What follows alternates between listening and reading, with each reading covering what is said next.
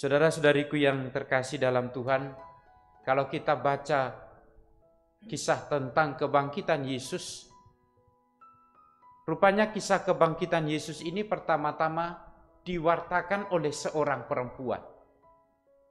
Menjadi menarik ketika kita melihat bahwa para rasul itu kemudian mendapat kabar tentang kebangkitan Yesus itu justru dari seorang perempuan.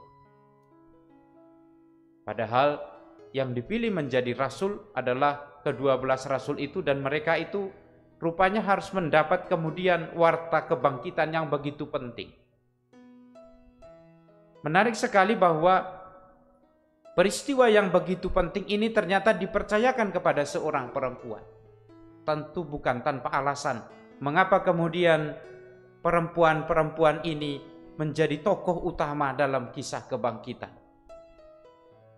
Saudara-saudariku yang terkasih, kalau kita memang melihat kitab suci, perempuan-perempuan ini adalah orang-orang yang begitu setia mengikuti Yesus dalam perjalanan pewartaannya. Dalam Injil Lukas dikatakan bahwa perempuan-perempuan itu mengikuti Yesus dan melayani dia dengan segala harta kekayaannya.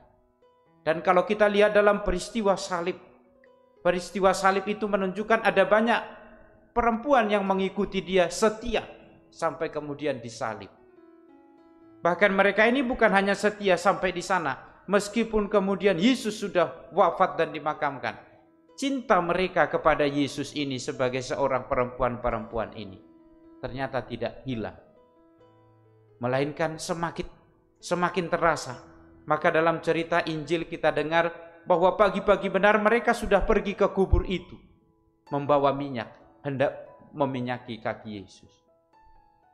Saudara-saudariku yang terkasih dalam Tuhan, hari ini kita juga mendengar dalam cerita Injil bagaimana seorang perempuan menjadi tokoh pewarta yang handal, boleh dikatakan pewarta yang handal tentang kebangkitan, yaitu Maria Magdalena. Setelah dia berjumpa dengan Yesus, menyaksikan kebangkitan itu, Maria Magdalena tidak menjadikan sukacita kebangkitan ini menjadi miliknya sendiri.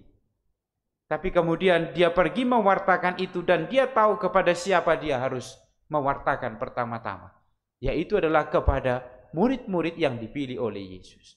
Dan kita lihat dalam cerita Injil bahwa dia mengatakan itu, memberi kesaksian bahwa aku melihat Tuhan yang sudah bangkit. Maka saudara-saudariku yang terkasih dalam Tuhan, mungkin ada satu pesan yang bisa kita jadikan bekal dalam hidup kita, yaitu bahwa kegembiraan Paskah ketika kita mengalami perjumpaan dengan Tuhan yang bangkit, sukacita Paskah itu tidak pernah menjadi milikku seorang.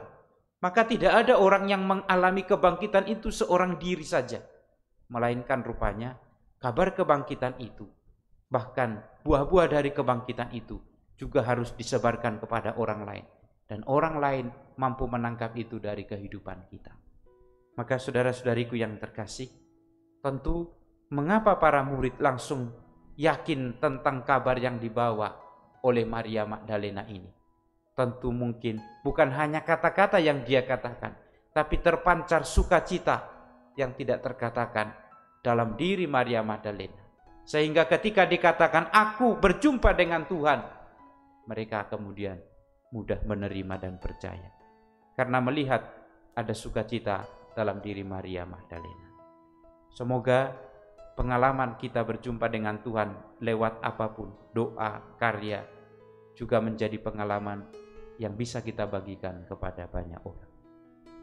Amin.